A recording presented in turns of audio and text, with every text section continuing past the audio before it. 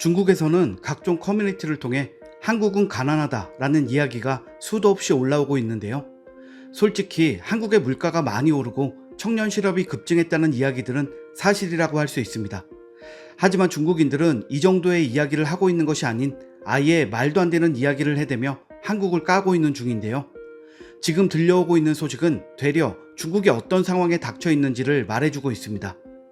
최근 중국 청년들 사이에서 유행하는 것 중에는 유통기한이 얼마 남지 않아 제값에 팔기 어렵거나 재고로 남은 음식을 재포장한 이른바 잔반 블라인드 박스가 인기를 끌고 있습니다. 중국의 한 레스토랑에서는 매일 밤 9시 이후 남은 음식을 포장해 판매하는데요. 음식의 원래 가격은 100에서 110위안이지만 이렇게 포장된 음식의 값은 39.9위안으로 균일한 가격이 책정되어 1시간 이내에 판매됩니다. 또 다른 매장 역시 블라인드 박스를 찾으러 온 손님이 도착하자 점원은 뒤로 들어가 손님은 어떤 종류가 들어가는지 알 수 없는 빵 4개를 담습니다. 이것들의 가격은 40위안이지만 블라인드 박스에 포장하면 22위안 미만이며 경쟁이 심해 물건이 없는 경우도 많습니다. 베이징에 사는 20대 청년 허씨는 SNS를 검색해 19.9위안, 우리나라 돈으로 약 3,600원짜리 초밥 도시락을 발견했습니다. 정가는 약 9,000원이지만 유통기한이 얼마 남지 않아 30%나 싼 가격에 초밥 도시락을 먹을 수 있게 된 것입니다. 허씨는 베이징에서는 19위안으로 국수 한 그릇도 사 먹지 못하는데 그럭저럭 괜찮은 초밥 도시락을 건졌다라며 기뻐하기도 했습니다. 이 같은 잔반 블라인드 박스가 중국에서 인기가 있자 이를 두고 중국 내에서는 친환경적인 문화라고 평가하며 보도하고 있는데요. 중국 매체 차이나 뉴스 위클리에 따르면 요식 업체들이 팔지 못한 음식을 상자에 담아 저렴한 값에 제공하는 잔반 블라인드 박스가 새로운 식문화로 자리를 잡고 있다. 내용물을 제대로 보이지 않게 포장한다는 의미를 담고 있는 잔반 블라인드 박스를 실속 소비, 친환경 소비라고 할 수 있다 라고 이야기했습니다. 실제로 처음 이런 방식의 판매가 시작된 것은 미국이나 유럽에서였고 실속과 환경을 보호하는 의미로 많이 알려지기도 했습니다.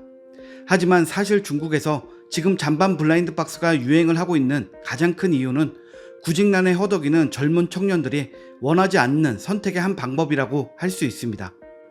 음식은 한 그릇을 먹어도 간 요리한 뜨끈한 음식을 먹어야 한다 라는 인식이 강한 중국에서 잔반 블라인드 박스가 유행한다는 것 자체가 중국인들 사상에서는 이해할 수 없는 일이기 때문입니다. 중국의 또 다른 현지 매체 상관 뉴스 역시 버려지는 음식을 줄이려는 요식업계의 노력과 실속을 추구하는 청년 세대들의 요구가 맞아떨어진 현상이라고 분석했지만 반면 대만의 중앙통신에서는 잔반 블라인드 박스의 주요 고객은 고용되지 못해 수입이 없는 청년과 농촌에서 도시로 이주한 농민공이라고 꼬집는 기사를 내기도 했습니다. 최근 중국 청년의 실업률은 20.8%로 사상 최고치를 찍었습니다. 구직난에 시달리면서도 도시에서 힘겹게 생활하는 중국의 청년들이 돈을 아끼기 위한 임시 방편일 뿐이지 친환경적이라든지 하는 평가는 말도 안 된다는 해석을 내놓은 것입니다. 실제로 잔반 블라인드 박스에 정보를 주고받는 커뮤니티의 한 네티즌은 실직 이후 어느새 잔반 블라인드 박스가 나의 주식이 됐다라고 한탄하는 모습을 보이기도 했습니다. 실제로 잔반 블라인드 박스를 판매하는 여러 상점을 관찰한 결과 이런 식사를 픽업하는 사람들은 기본적으로 젊은 사람이거나 이주 노동자들이었습니다.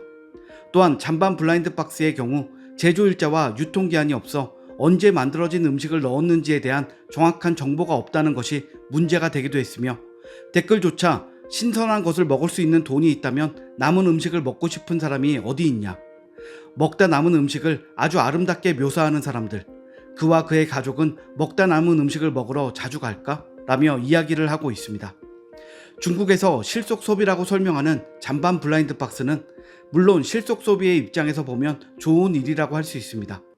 하지만 사실 구직난에 한 푼이라도 아껴야 하는 중국의 청년들이 주 고객인 상황인 지금의 경우는 겉으로 말만 번지르르 한 것이라고 볼 수 있겠죠. 게다가 처음에 언급한 중국인들이 한국인은 가난하다고 매번 이야기하는 것을 보면 자신들의 상황을 괜히 우리에게 화풀이하고 있는 것이 아닌가 싶기도 합니다. 중국 커뮤니티에 올라온 한국에 대한 글도 좀 보겠습니다. 요즘 많은 사람들이 한국 하면 드라마 속 잘생긴 배우, 깨끗한 진입로, 고급 상점을 떠올린다. 그런데 이것들은 너무 한쪽만 보여주는 것이며 사실 한국에서는 그렇지 않습니다. 영화나 드라마 속 한국의 도시는 고층 빌딩과 네온 사인으로 밤을 장식하지만 실제 한국의 도시는 계획이 부족하고 지난 세기에 지어진 건물이 아주 많다. 또한 심각한 인구 고령화로 인해 주거 문제를 갖고 있으며 7에서 8명의 가족이 좁은 집에 모여 사는 경우가 많다. 가장 중요한 것은 많은 한국인들이 국가의 현 상황을 이해하지 못하고 위기의식이 부족해 대도시의 번영에 빠져들고 있다는 것입니다. 영화 기생충이 한국 사회를 고스란히 반영하고 있습니다. 서울을 비롯한 대도시 곳곳에 슬럼가가 많다. 이런 빈민가의 집들은 대부분 나무와 누더기로 지어졌으며 위생 환경은 극도로 열악하다. 많은 집들이 산비탈에 지어져 있는데 작은 땅과 많은 인구로 인해 집 사이의 거리가 매우 좁고 많은 집들이 1년 내내 햇빛을 보지 못한다. 그런 집에는 가스도 전기도 없고 겨울은 춥고 여름은 많이 덥다. 그곳에 사는 주민들의 대부분은 쓰레기를 주워 생계를 유지하고 있다. 그들은 매 식사에 파와 후추가 섞인 맑은 콩나물국을 먹고 그것에 매우 만족합니다. 한국 자체가 축산이 발달하지 않은 나라인데도 한국은 바베큐가 세계적으로 유명하다. 하지만 가난한 한국 사람들에게 바베큐를 먹는다는 것은 사치이다. 한국에 있는 대부분의 물건은 중국에서 수입하고 그중 80%가 중국산입니다. 한국 남자들은 일반적으로 1960년대에 중국식 헤어스타일을 합니다. 이처럼 한국을 비하하는 글들과 함께 한국의 노숙자나 아주 오래전의 사진들을 함께 올리고 영상은 쪽방촌이나 노숙인의 삶을 보여주면서 실제 한국인 대부분의 삶이 그런 것처럼 이야기를 합니다. 그런데 이런 비난글 사이에서 한국의 실제 상황이라면서 올라온 글이 있습니다. 한국인들은 먹는 것에 매우 까다롭기 때문에 보통 신선한 고기를 선택하고 정성 들여 키운 고기가 많습니다.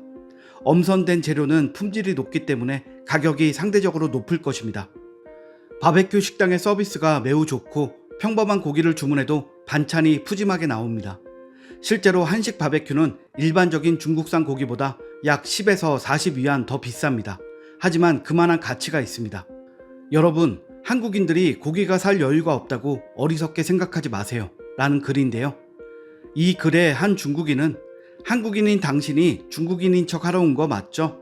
나만의 고기는 다 사료용이고 가격이 너무 비싸서 누구든 눈물을 흘리면서 먹을 것입니다. 라는 댓글을 남기기도 했습니다. 중국인들이 현재 자신들의 상황은 감추려고 하면서 직접 보지도 못한 한국 비난글에는 얼마나 세뇌되어 있는지 알 것 같습니다. 오늘 준비한 소식은 여기까지입니다. 시청해주셔서 감사합니다.